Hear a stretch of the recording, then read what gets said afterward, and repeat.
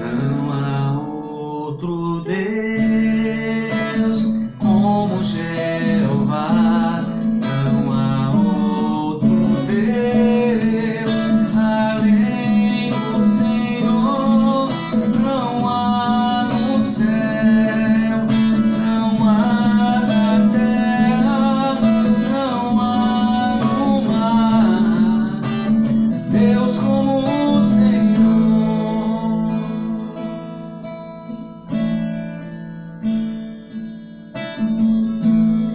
Deus supremo é, soberano em glória, és incomparável, maravilhoso em tua formosura,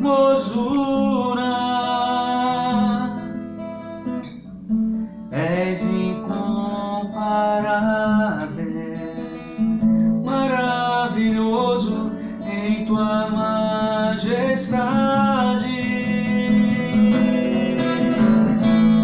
Não há outro Deus como Jeová, não há outro Deus além do Senhor, não há no céu, não há na terra, não há no mar, Deus como o Senhor, não há no céu, não há na terra, não há no mar, Deus como o Senhor,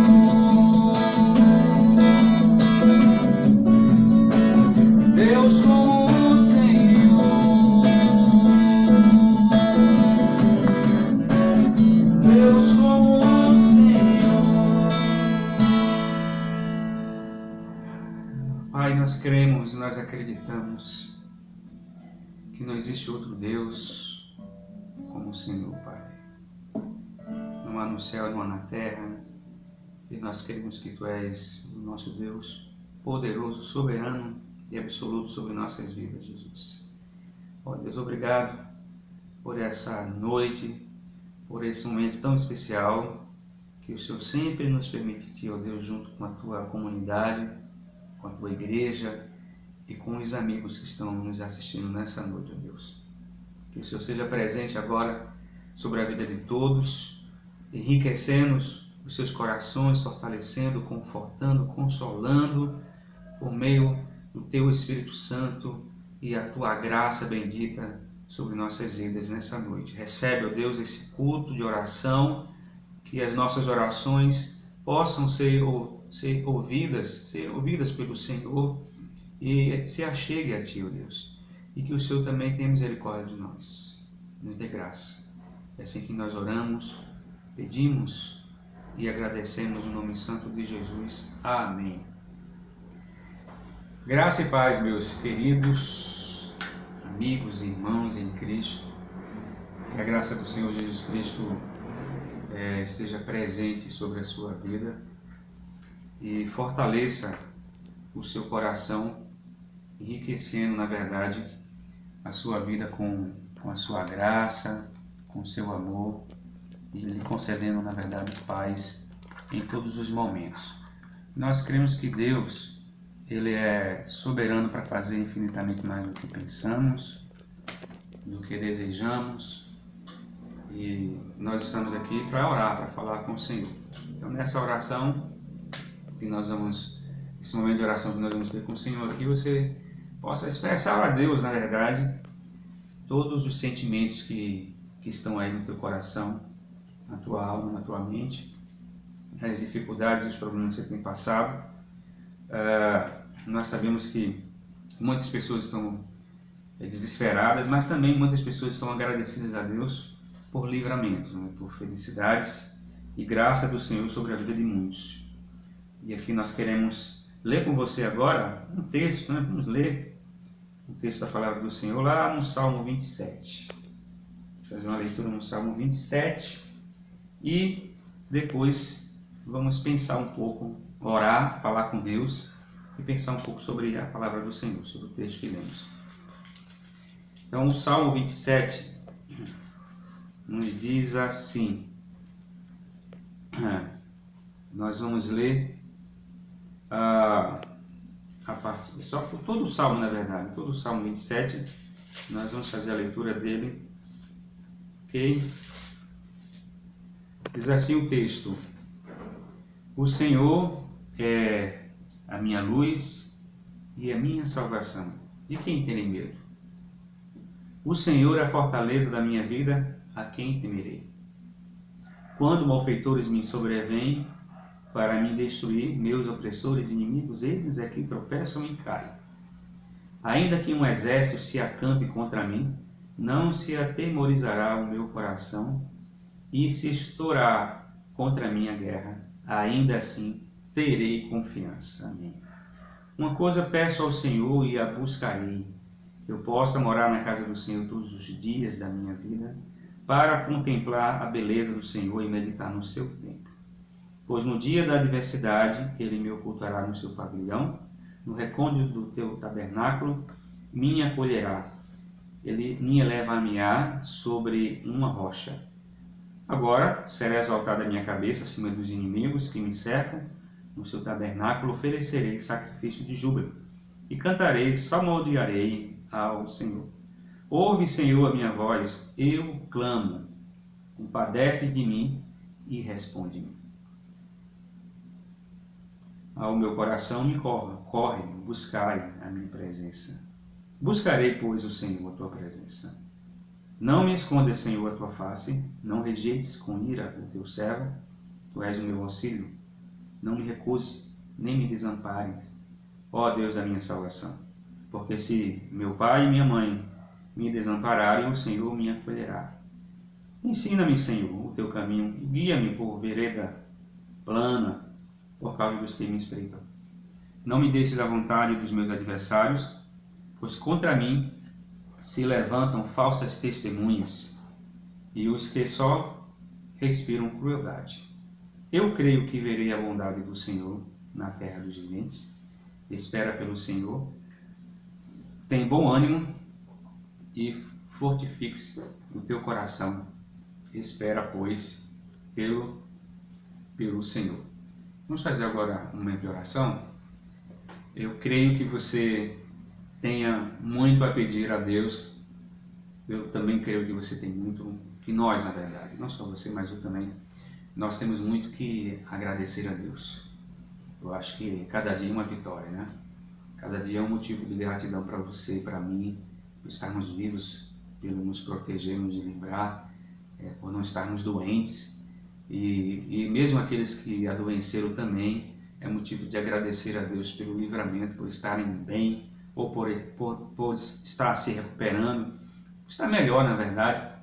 Então, eu acredito que gratidão é uma das coisas que precisa estar presente no meu coração, no seu coração também.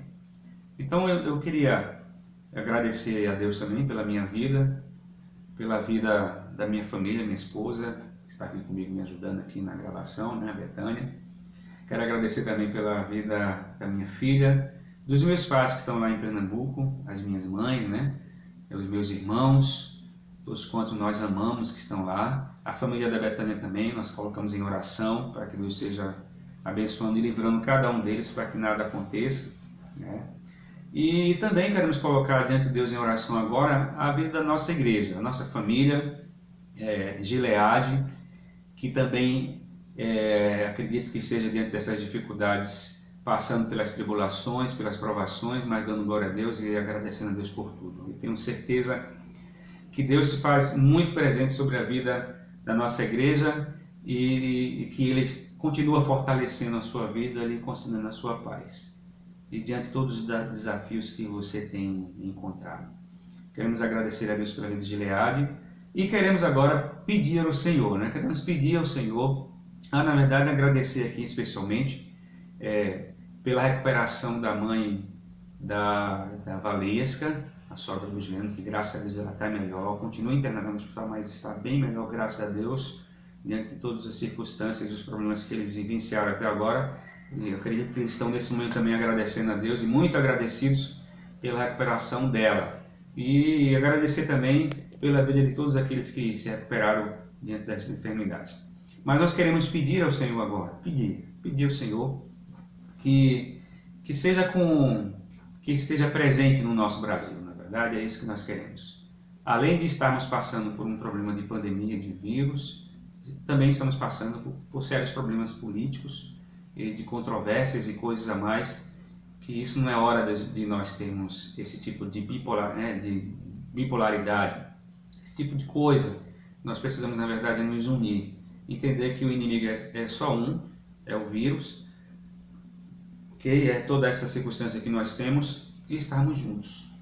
Me parece que às vezes a gente age até pior do que os animais, né? Porque os animais, quando estão diante de um risco de vida que é semelhante para eles, eles esquecem das diferenças e fogem daquele risco, e nessa hora não tem predador, não tem aquele dentro da cadeia alimentar, todos querem se salvar. Mas o que a gente observa muito real dentro do que nós estamos vivendo no processo político é o contrário. É essa dicotomia, essa briga, essa bipolaridade, na verdade, essa discussão, é cada um puxando para um lado. Então, vamos orar para que Deus esteja quebrando toda essa animosidade, esteja unindo o nosso país, né? Que nós possamos ser um país como exemplo para o mundo e da maneira como nós podemos vencer todo esse obstáculo. Então, vamos orar pelo presidente, para que Deus abençoe o nosso presidente, para que Deus lhe dê sabedoria, inteligência e possa governar o nosso país, tomar decisões sábias e acertadas. Vamos orar por aqueles que estão juntamente com ele no governo, auxiliando os seus ministros, secretários e tantos outros que estão nesse processo, né? Lutando pelo nosso Brasil. Vamos orar também pelos nossos governantes aqui, no caso do Estado do Espírito Santo, mas os demais também espalhados em todo o nosso país, para que possam governar bem o nosso Brasil, tendo em vista todas as dificuldades, seja ela de saúde, mas também econômica, que precisamos mesmo agora de agir para que as consequências não sejam muito piores no futuro, bem presente, né? Então vamos pedir a Deus para que esteja aí trabalhando no coração desses políticos e sobretudo sobre nós, o povo, para que esse povo não deixe, para que Deus não permita que a gente seja levado por esses tipos de movimentos e perdemos assim o foco. Nós precisamos manter o foco. E você como cristão, você que conhece a Deus, você que é cristão na verdade, sabe muito bem que o nosso foco é só um, é Jesus. Então vamos focar no Senhor Jesus Cristo, na misericórdia dele, né? Então nesse momento de oração, nós vamos apresentar todos esses pedidos e os demais que você tem aí, guardado no seu coração, que Deus sabe muito bem, que podemos assim apresentá-los também. Vamos orar agora, vamos fazer esse momento de oração. Deus querido, Pai de amor e de extrema bondade e misericórdia, Tu és incomparável, Deus, Tu és tremendo, Tu és soberano, Tu és perfeito, Tu és santo, Tu és maravilhoso, Deus. Não existe outro Deus além de Ti, não existe outro Deus como o Senhor, Tu és maravilhoso. Nós nos rendemos nessa noite aos Teus pés e a nossa redenção, ó Deus, a princípio é de gratidão, é de um coração agradecido por nossas vidas, é de um coração agradecido pela nossa sobrevivência, é de um coração agradecido pelo Teu cuidado, Teu carinho para com cada um de nós, com nossas famílias em nossos lares, com nossos amigos, com nossa igreja, com todos quantos estão, ó Deus, presentes nesse momento, ó Deus, e esse Brasil e tudo mais. Nós colocamos em Tuas mãos para que o Senhor governe sobre nossas vidas, para que o Senhor, de forma absoluta, declare, ó Deus, e manifeste em nossas vidas o Teu poder, a Tua graça, o Teu amor e a Tua soberania possa ser percebida, entendida e glorificada, Deus, por cada um de nós. Colocamos em Tuas mãos a vida daqueles que estão enfermos, colocamos em Tuas mãos a vida daqueles que estão se recuperando, ó Deus, que a saúde do Senhor esteja presente na vida de todos. Colocamos em Tuas mãos a vida das famílias que estão desesperadas e preocupadas, principalmente com aquilo que diz respeito à necessidade e à provisão. Tu és a nossa provisão e que continue sendo a provisão dessas pessoas que estão nos assistindo, ó Deus, que o Senhor seja com cada uma delas, dentro do problema, da realidade e do contexto que elas têm e possuem, que o Senhor vá agindo agora poderosamente sobre os seus corações. Esteja presente na vida da nossa igreja, a IPB Gileade, aqui, ó Deus, em Cariacica, no Espírito Santo. Esteja presente na vida das outras igrejas, dos outros ministérios, dos outros pastores, das outras lideranças, que o Senhor possa fortalecê-las e fortalecê-los no Senhor, preparando para, ó Deus, as dificuldades e as coisas que porventura venham surgir de pior, Deus, na nossa vida e na vida da igreja. Mas que o Senhor, sobretudo, esteja fortalecendo a tua igreja, firmando os seus passos e acreditando muito mais além daquilo que podemos observar e perceber, Deus. Obrigado pelos livramentos, pela bênção do Senhor. Colocamos em tuas mãos agora também a vida da Elane, ó Deus, que temos notícia de que foi à maternidade, ter o bebezinho, que o Senhor possa conduzir, ó Deus, na mais perfeita harmonia aquele parto, que a criança nasça com saúde, que a mãe também tenha saúde, ó Deus, e que tudo possa fluir mediante o amor supremo do Senhor sobre a vida daquela família, sobre a vida do Marco e da Elane e dos seus filhos. Toma em tuas mãos, ó Deus, as nossas vidas, cada um que está nesse momento assistindo, ó Deus, esse momento de oração, assim pedimos a tua bênção e te agradecemos no nome santo de Jesus. Amém. Amém, queridos. Que bênção poder nos fortalecer na graça do Senhor Jesus Cristo, através da oração, que é uma das recomendações do Senhor Jesus, né? Bom, nós lemos aqui o Salmo 27. Nós vamos nos deter aqui em alguns versículos, a princípio pensar um pouquinho a partir do versículo 11 ao 14, mas uma pergunta que nós podemos fazer é diante do texto que nós fazemos, mas que se relaciona muito bem com a nossa vida e no contexto que estamos vivendo. A pergunta é: você tem medo do futuro? Será que o futuro ele traz para você medo, insegurança, incerteza?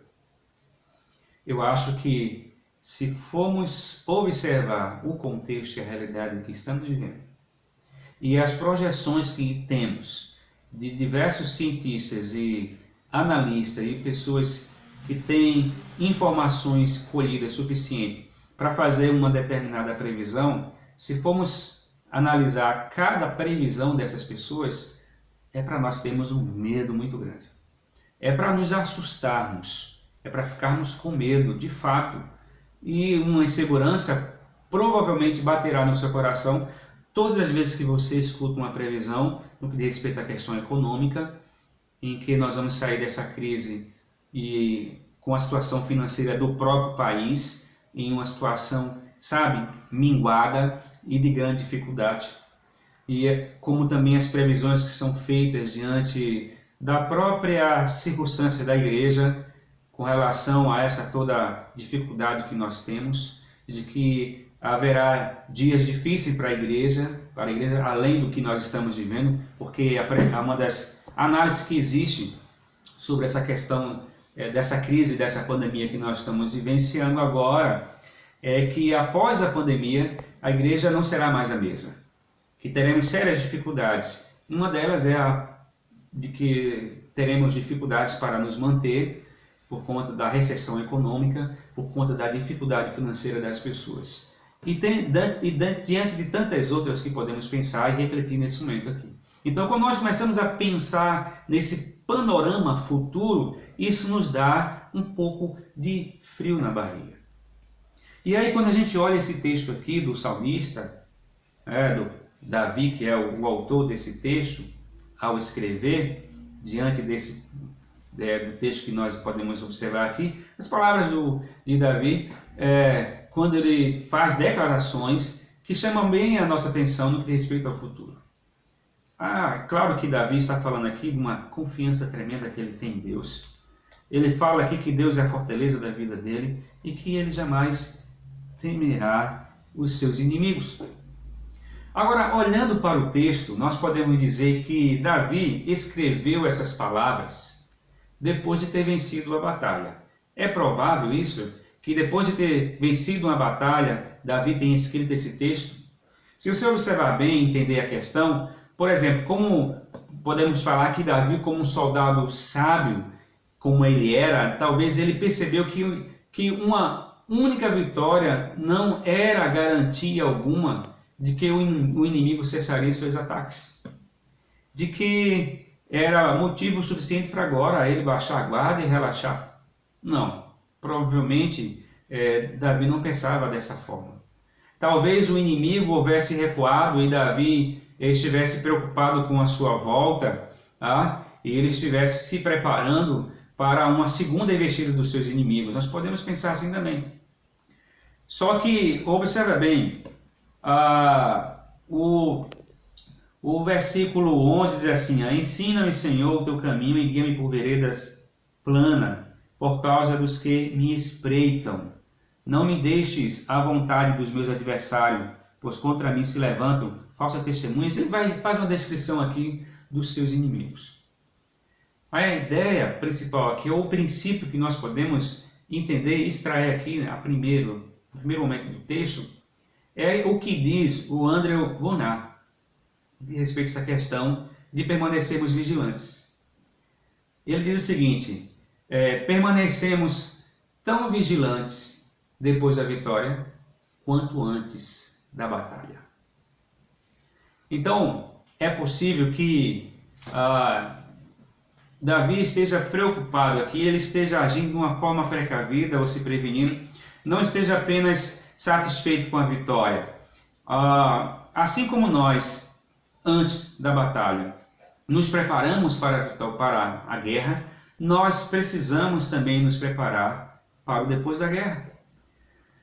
E aqui está um ponto para a gente pensar. Nós estamos muito preocupados com o que está acontecendo agora, mas nós precisamos pensar no que vai acontecer depois dessa pandemia. Como será a nossa vida? É claro que essa preocupação não pode ser uma preocupação exacerbada, não pode ser uma preocupação doentia, não pode ser uma preocupação que te leva ao desespero, mas pode ser uma preocupação de precaução, como é o caso do próprio Davi, nos orienta e nos mostra aqui, pelo fato dele saber de que a vitória é certa, mas eu preciso me preparar para o que vem no outro dia. Ou seja, eu preciso estar vigilante, eu preciso estar atento às coisas, aos sinais das coisas que estão acontecendo. Eu não posso estar inerte ao que está acontecendo no meu contexto. Eu preciso estar ligado às coisas que estão realmente, de fato, acontecendo. Nós não sabemos o que nos aguarda no futuro. Você sabe o que aguarda você no futuro? Por maior que sejam as previsões econômicas, políticas, religiosas, nós não sabemos. Eu só sei de uma coisa: o que a Bíblia nos diz. Mas para enfrentarmos o futuro, nós precisamos de algo importante para nossas vidas.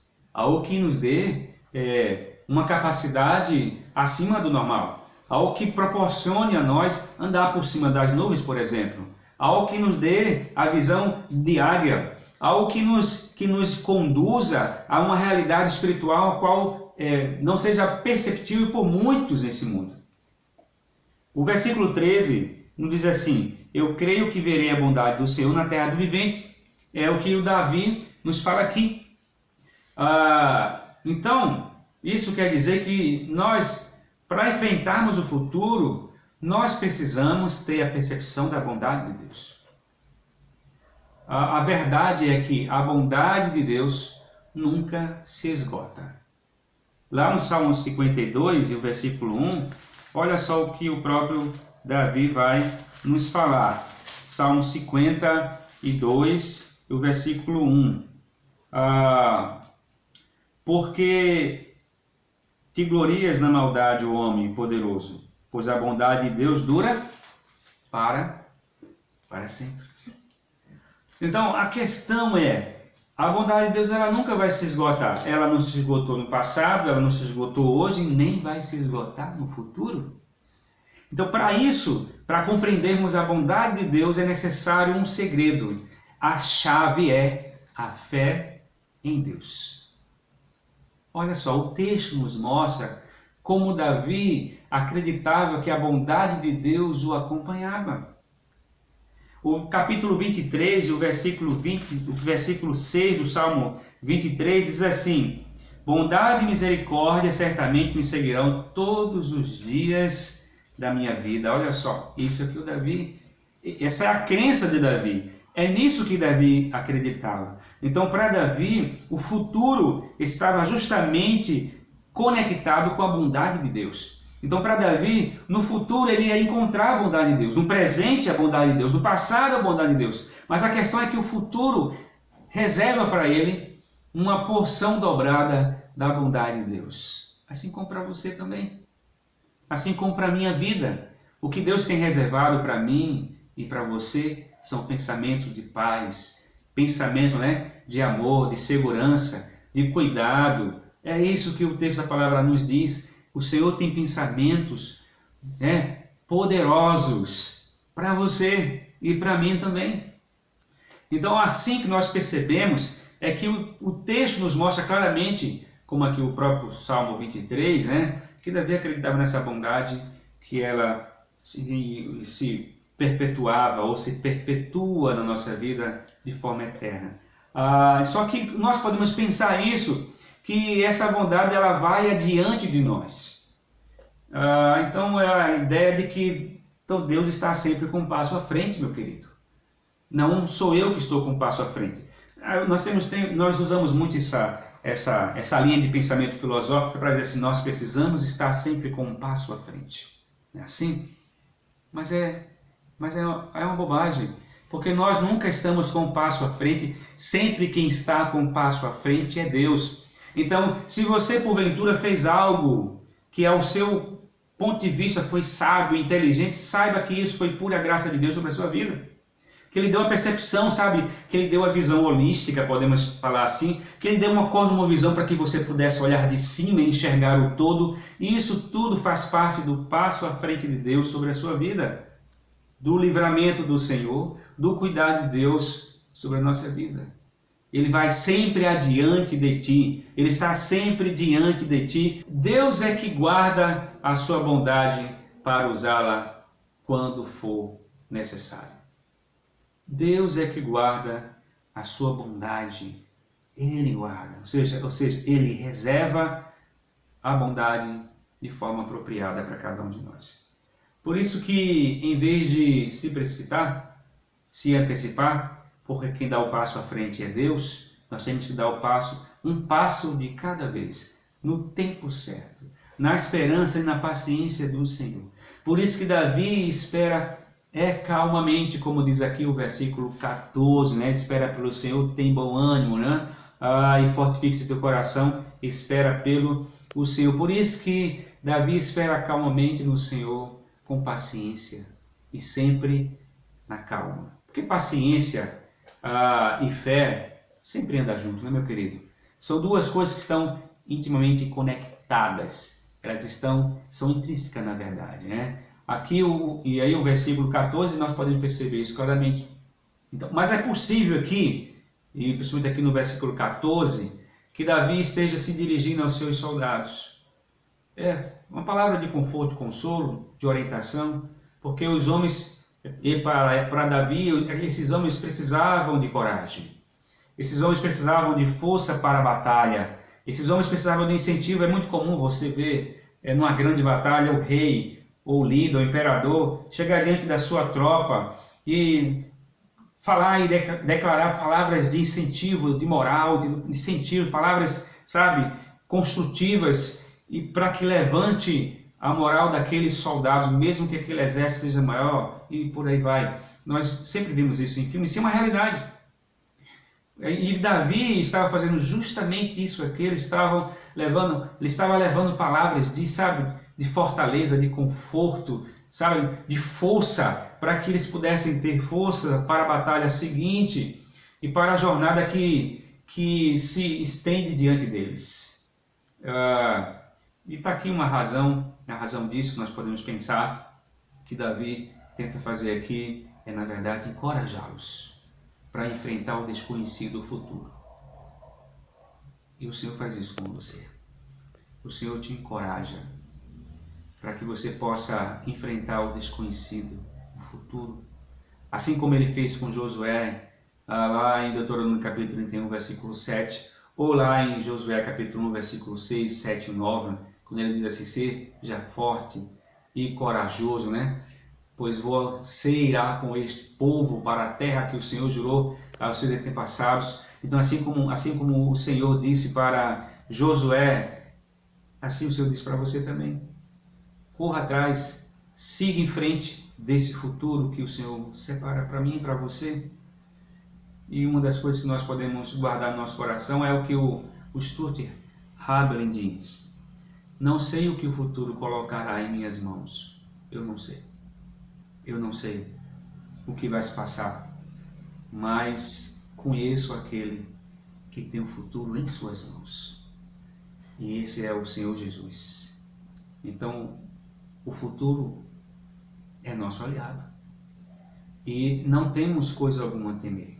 Se o futuro está nas mãos do Senhor e se nós o conhecemos, não tem como temermos o futuro.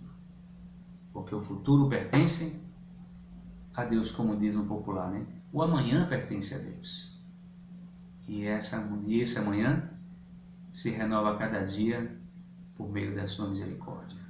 E a sua bondade lhe persegue e nos persegue todos os dias. Vamos orar agora ao Senhor e colocar diante de Deus, né, a nossa vida, e para que possamos de fato acreditar em tudo isso que nós temos e comentamos aqui, refletimos nessa noite. Que você possa de fato acreditar nesse Deus e colocar a sua vida diante dele, porque não existe outro Deus maior do que ele, né? Deus querido, tu és maravilhoso. O nosso futuro está em tuas mãos, Jesus. Não existe outro além de ti.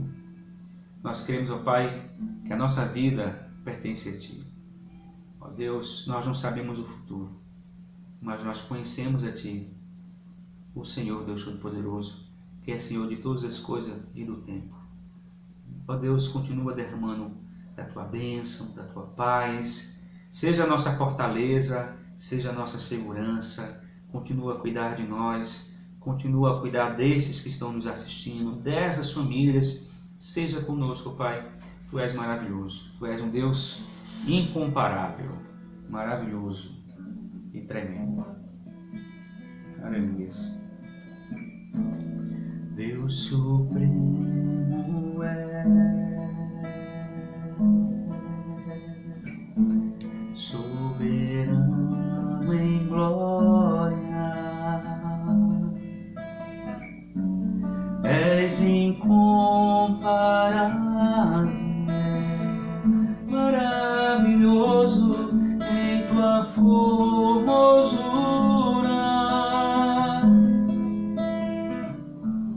és incomparável, maravilhoso em tua majestade. Não há outro Deus como Jeová, não há outro Deus além do Senhor, não há no céu, não há na terra, não há no mar, Deus como o Senhor. Amém? Que você crê nessa palavra, nessa verdade, e que Deus te abençoe e lhe dê a sua paz. Um grande abraço e fica com Deus.